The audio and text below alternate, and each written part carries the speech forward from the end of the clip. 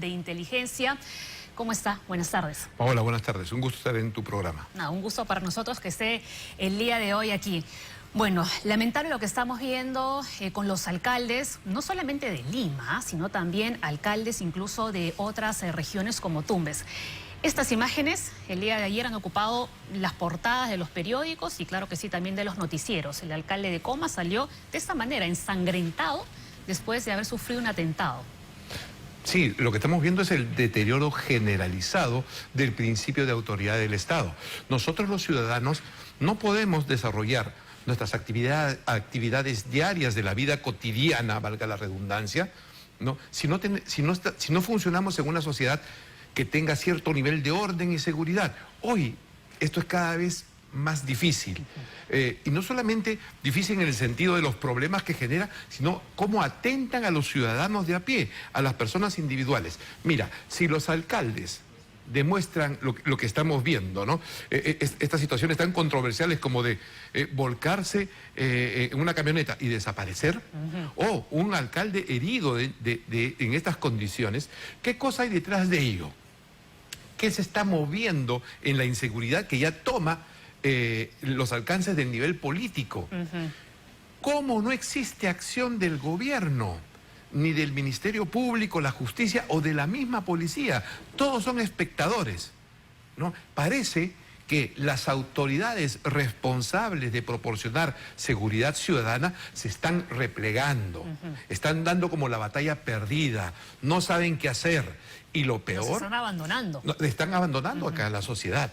Y lo peor que no es un abandono simple, sino que existen muchas evidencias de que el crimen tal vez los esté copando, los esté extorsionando, sobornando o integrándolos a organizaciones criminales. Y eso es lo cual peor de nunca todo. se ha visto en el país. Eso es lo que estamos enfrentando.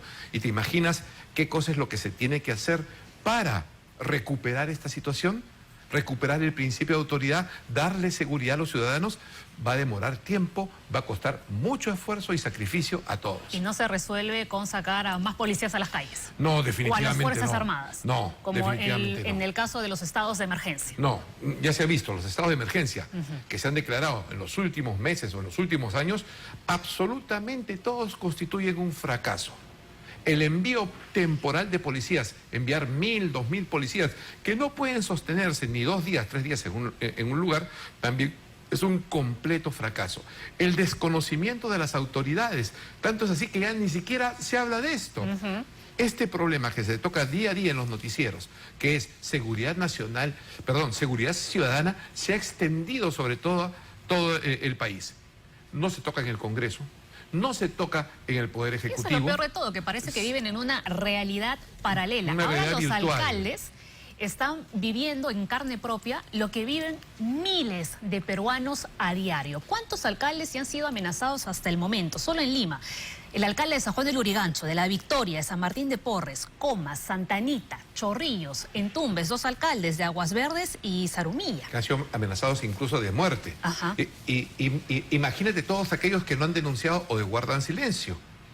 Pero el problema es más complejo. Imagínate en una región muy, muy cerca a Lima, por dar un ejemplo, la mafia de terrenos que invade terrenos de propiedad privada en complicidad con abogados corruptos, e incluso tengo noticias que hasta se extorsionan miembros del Ministerio Público o denuncian previamente a la policía para neutralizar su acción.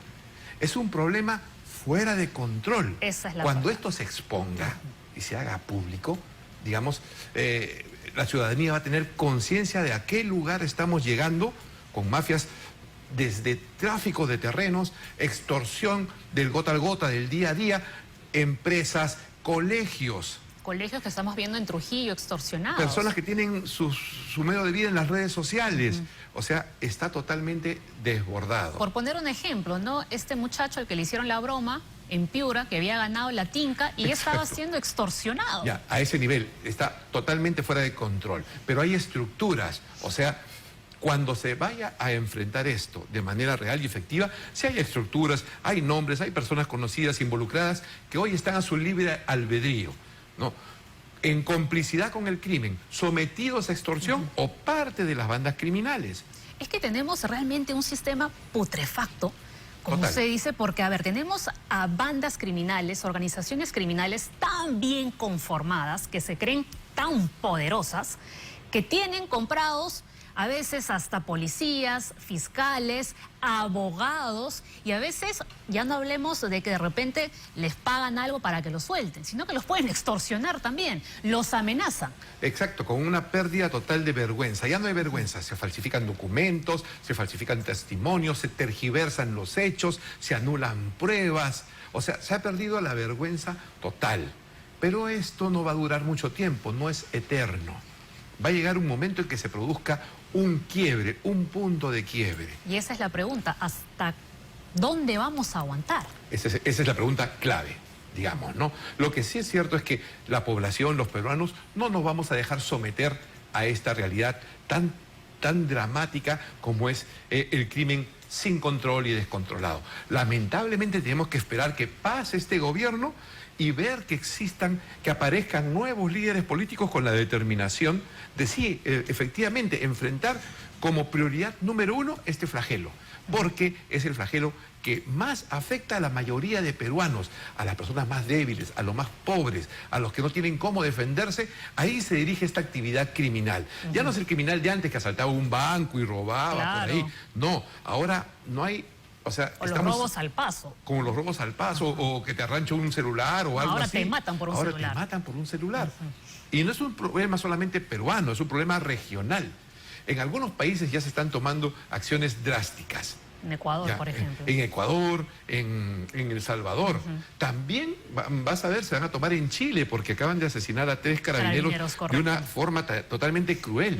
O sea, va a haber un momento en que se va a retomar la autoridad y se va a retomar el principio de dar seguridad a los ciudadanos. Pero yo creo que aquí hemos llegado demasiado lejos y seguimos sin una acción por parte del gobierno. Y esto es increíble. Ni el gobierno, ni el Poder Ejecutivo, y el Ministerio Público que está enfrentado en una guerra interna. Todo está sin control y es en todo el país.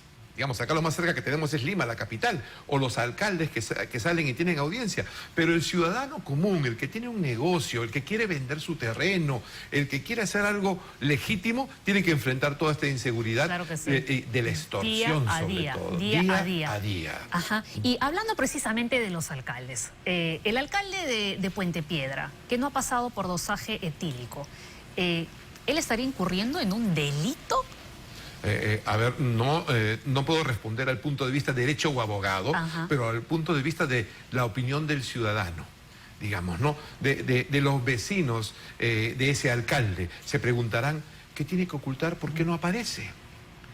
Digamos, ese hecho irregular que estamos viendo, que podría haber sido un accidente. Claro, por ahí estamos viendo a los efectivos policiales, ¿no? Exacto. Y ellos han sido los encargados, ¿no?, de verificar si efectivamente las personas que iban a bordo de este carro estaban bien, estaban ebrios o no. Exacto. Y él también estaba a bordo de ese vehículo. Tenemos entendido de que la otra persona sí pasó por dosaje etílico y que se evidenció de que había bebido alcohol, pero el alcalde no. O habrá estado conduciendo de repente. Pero el punto es, vemos, Paola, cómo no hay principio de autoridad, porque la misma autoridad que debe dar el ejemplo en que se cumplan los procedimientos, en cumplir la ley, no aparece. Es parte de todo este descalabro de ausencia de autoridad, ausencia de seguridad, falta de capacidad de respuesta del Estado, autoridades políticas que se esconden o que no hablan o guardan silencio frente a acusaciones claras y evidentes. El resumen de todo esto es una población desprotegida.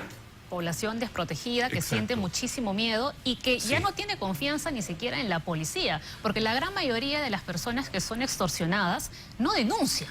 Exacto. Son muy pocas las personas que se atreven a ir a una comisaría y a decir, oiga, mire, estoy recibiendo estos audios. Y lo peor de todo, el día de ayer presentamos una nota de un señor que había ido a la Dirincria a denunciar que venía siendo extorsionado por estos préstamos gota a gota y que le habían dicho, ya paga nomás pues, porque si no te van a matar. Imagínate, o sea, mírate, ni siquiera denuncian, no hay confianza en la policía, pero tiene que haber una respuesta, va a haber una respuesta.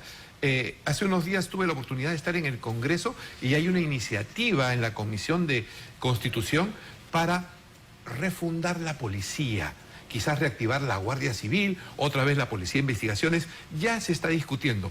¿Te imaginas la resistencia al cambio? Hay resistencia al cambio, pero necesitamos otro tipo de policía, ¿no? Una policía que cuide la ciudad, una policía que investigue el delito, básicamente, estructuralmente, digamos, ¿no? No podemos seguir igual, no se puede hacer más de lo mismo, y no es cuestión de presupuesto. No es cuestión de más policías o más tecnología, es cuestión de valores, de principios, de capacidad de gestión, que no existe. Totalmente. Es cuestión de valor, de coraje para enfrentar decididamente este crimen que está desbordando el país, que no existe. ¿Y esta idea de declarar ya este tipo de delincuencia como terrorismo urbano es viable? Es bien complicado, pero el sentido común nos lleva hacia eso. O sea, es una ola de temor generalizado. Dime tú, Paola, ¿qué persona que va a comer a un restaurante el fin de semana con su familia se siente seguro? Tiene que estar mirando si no entra algún extorsionador o algún sicario, ¿no? ¿Qué confianza hay, ¿no?, de que tu propiedad o tu negocio sea protegido si detrás tuyo están los extorsionadores? Todo eso genera miedo, genera terror, que impide a la población realizar sus acciones de manera normal. De repente, quizás muy pronto se llegue, como en Ecuador o en El Salvador, a declarar esta circunstancia una circunstancia de terrorismo urbano, que daría facultades para emplear leyes más drásticas, digamos, ¿no?, para proteger de una manera más segura y decidida a los ciudadanos, con una mejor policía, una mejor concepción del uso de la policía, una mejor concepción de la responsabilidad de la autoridad política. Eso se va a dar inevitablemente, es lo natural. El tema es cuestión de tiempo y mientras pase más tiempo va a ser más difícil, más complicado todo ello.